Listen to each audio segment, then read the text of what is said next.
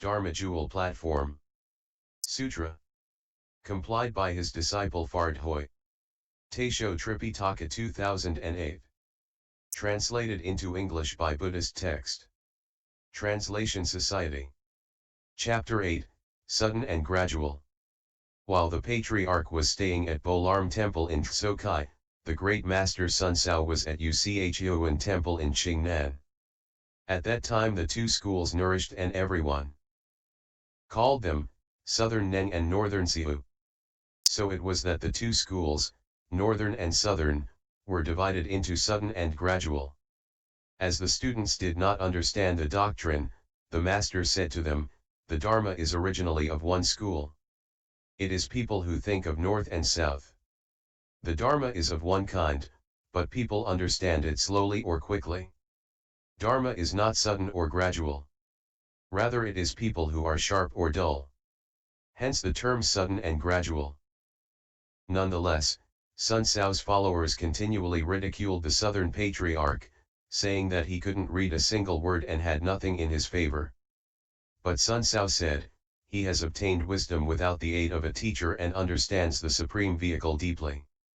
I am inferior to him. Furthermore, my master, the fifth Patriarch, personally transmitted the robe and Dharma to him, and not without good reason. I regret that I am unable to make the long journey to visit him, as I unworthily receive state patronage here. But do not let me stop you. Go to Tsokai and call on him. One day Sun-Sau told his disciple Chih Ch'eng, you are intelligent and very wise. You may go to Tsokai on my behalf and listen to the Dharma. Remember it all and take careful notes to read to me when you return. As ordered, Chih Ch'eng proceeded to Tsokai and joined the assembly without saying where he had come from. The patriarch told the assembly, today there is a Dharma thief hidden in this assembly. Chih Ch'eng immediately stepped forward, bowed, and explained his mission. The master said, you are from Uchhuan, you must be a spy. No, he replied, I am not. The master said, what do you mean? He replied, before I confessed, I was, but now that I have confessed, I am not. The master said, how does your master instruct his followers? Chih Ch'eng replied, he always instructs us to dwell with the mind contemplating stillness and to sit up all the time without lying down. The master said, to dwell with the mind contemplating stillness is sickness, not dhyana. Constant sitting restrains the body. How can it be beneficial? Listen to my verse. When living, sit, don't lie. When dead, lie down, don't sit. How can a set of stinking bones be used for training? Chih Ch'eng bowed again and said, your disciple studied the way for 9 years at the place of great Master Siu but obtained no enlightenment. Now, hearing one speech from the High Master, I am united with my original mind. Your disciple's birth and death is a serious matter. Will the High Master be compassionate enough to instruct me further? The Master said, I have heard that your master instructs his students in the dharmas of morality, concentration, and wisdom. Please tell me how he defines the terms. Chih Ch'eng said, Great Master Sun-Sau says that morality is abstaining from doing evil, wisdom is offering up all good conduct, and concentration is purifying one's own mind. This is how he explains them, but I do not know, High Master, what dharma of instruction you use. The Master said, if I said that I had a dharma to give to others, I would be lying to you. I merely use expedients to unite bonds and falsely call that samadhi. Your master's explanation of morality, concentration, and wisdom is truly inconceivably good, but my conception of morality, concentration and wisdom is different from his. Chih Ch'eng said, there can only be one kind of morality, concentration, and wisdom. How can there be a difference? The Master said, your master's morality, concentration, and wisdom guide those of the great vehicle, whereas my morality, concentration, and wisdom guide those of the supreme vehicle. Enlightenment is not the same as understanding, seeing may take place slowly or quickly. Listen to my explanation. Is it the same as Sun-Sau's? The Dharma which I speak does not depart from the self-nature, for to depart from the self-nature in explaining the Dharma is to speak of marks and continually confuse the self-nature. You should know that the functions of the 10,000 dharmas all arise from the self-nature and that this is the true morality, concentration, and wisdom. Listen to my verse. Mind ground without wrong. Self-nature morality. Mind ground without delusion. Self-nature wisdom. Mind ground without confusion. Self-nature concentration. Neither increasing nor decreasing, you are Vajra. Body comes, body goes, the original samadhi. Hearing this verse, Chih Ch'eng regretted his former mistakes, and he expressed his gratitude. By saying this verse, these 5 heaps are a body of illusion. And what is illusion? Ultimately, if you tend toward true success, the Dharma is not yet pure. The Master approved, and he said further to Chih Ch'eng, your Master's morality, concentration, and wisdom exhort those of lesser faculties and lesser wisdom, while my morality, concentration, and wisdom exhort those of great faculties and great wisdom. If you are enlightened to your self-nature, you do not set up in your mind the notion of bodhi or of nirvana or of the liberation of knowledge and vision. When not a single dharma is established in the mind, then the 10,000 dharmas can be established there. To understand this principle is to achieve the Buddha's body, which is also called bodhi, nirvana, and the liberation of knowledge and vision as well. Those who see their own nature can establish dharmas in their minds or not establish them as they choose. They come and go freely, without impediments or obstacles. They function correctly and speak appropriately, seeing all transformation bodies as integral with the self-nature. That is precisely the way they obtain independence, spiritual powers, and the samadhi of playfulness. This is what is called seeing the nature. Chih Ch'eng asked the Master further, what is meant by not establishing? The Master replied, when your self-nature is free from error, obstruction, and confusion, when prajna is present in every thought, contemplating and shedding illumination, and when you are constantly apart from the Dharma marks and are free and independent, both horizontally and vertically, then what is there to be established? In the self-nature, in self-enlightenment, in sudden enlightenment, and in sudden cultivation there are no degrees. Therefore, not a single Dharma is established. All Dharmas are still and extinct. How can there be stages? Chih Ch'eng made obeisance and attended on the Master day and night without laziness. He was a native of Taiho in Chizhou. Bhiksha Chih Che.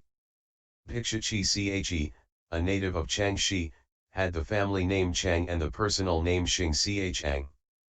As a youth he was an itinerant warrior.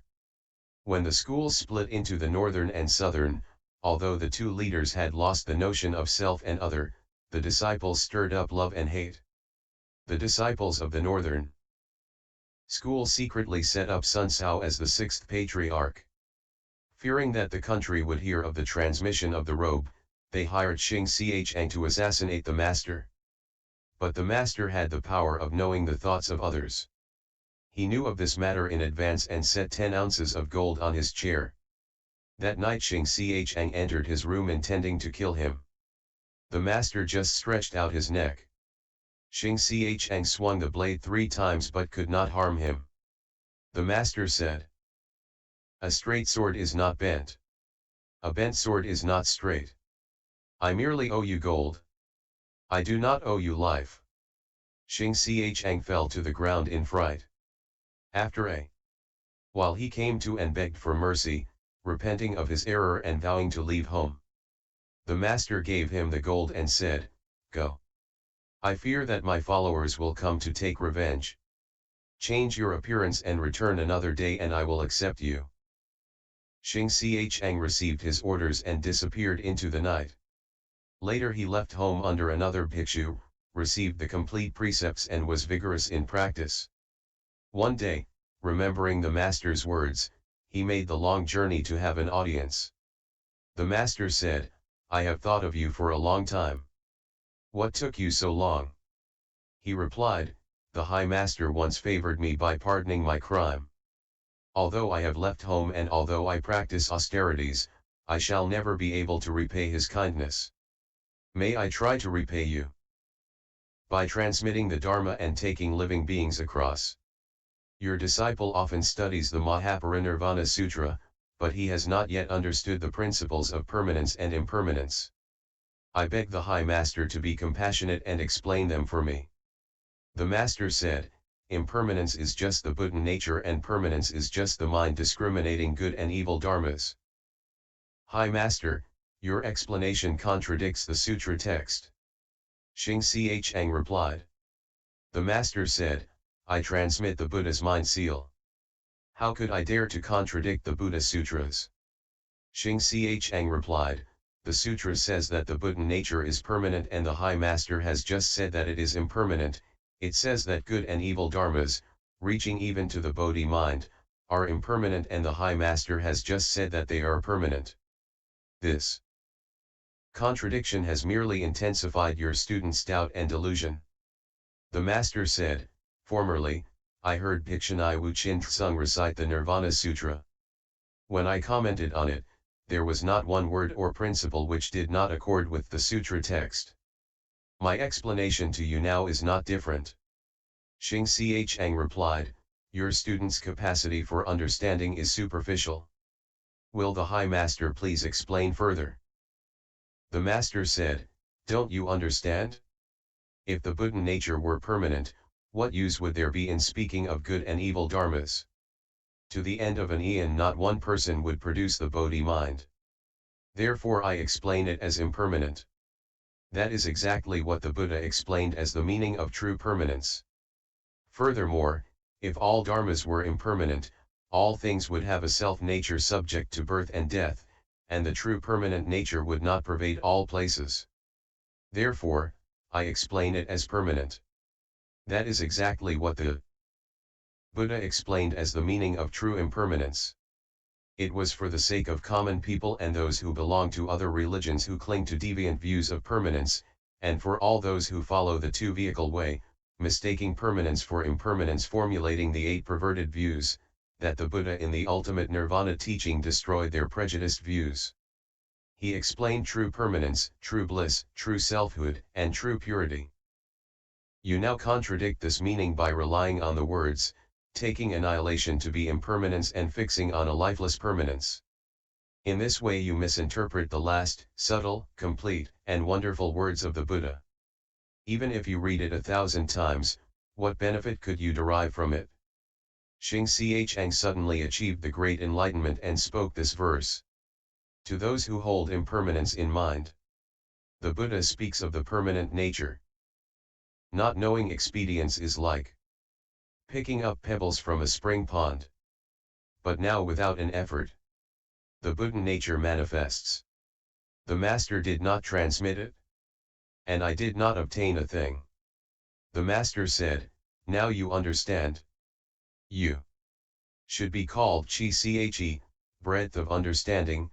Chi thanked the Master, bowed, and withdrew. Picture Shenhui. A young boy 13 years old named Shenhui, who was from a cow family in Shenyang, came from Yuan to pay homage. The Master said, "The knowing one's journey must have been difficult. Did you bring the original with you? If you have the original, you should know the owner. Try to explain it to me." Shenhui said, "I take non-dwelling as the original and seeing as the owner." The Master said, "This Ramanera imitates the talk of others."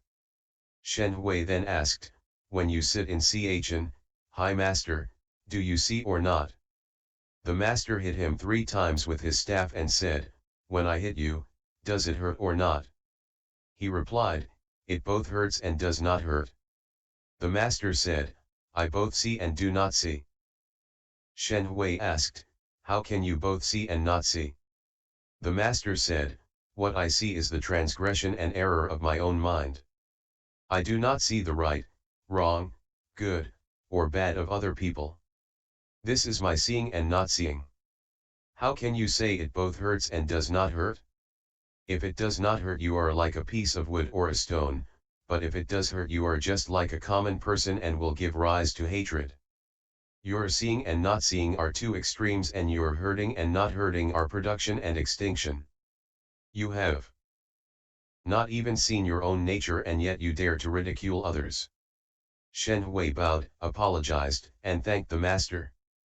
The master continued, if your mind is confused and you do not see, then ask a good knowing advisor to help you find the way. If your mind is enlightened, then see your own nature and cultivate according to the Dharma.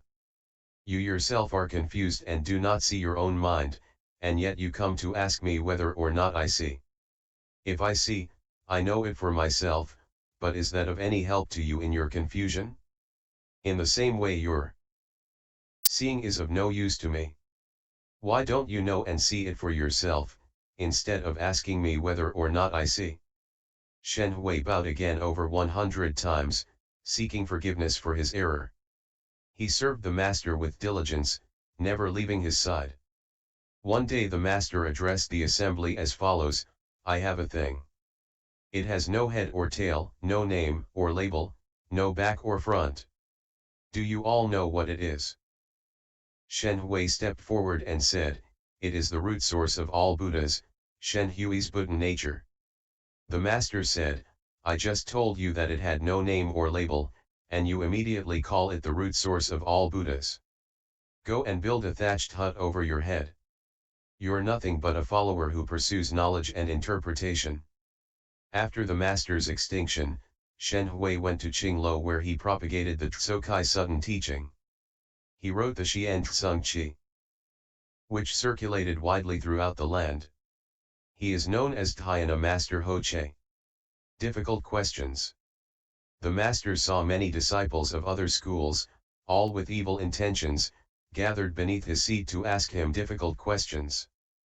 Pitying them, he said, students of the way, all thoughts of good or evil should be completely cast away. What cannot be named by any name is called the self-nature.